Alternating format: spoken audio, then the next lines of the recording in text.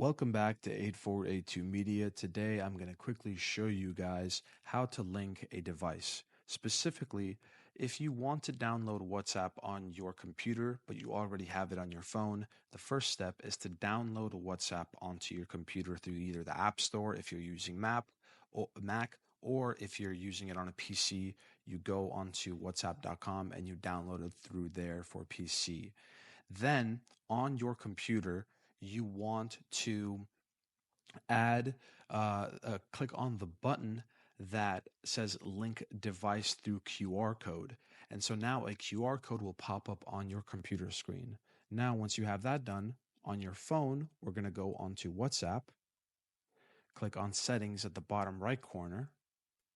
And now we're going to click on link device. It's going to Face ID me. And now we're going to scan that QR code with our phone. And then we're going to click OK. And then it will automatically link your WhatsApp account on your phone to your new WhatsApp account onto your computer. I hope this helped, guys. Thank you for watching and have a great day.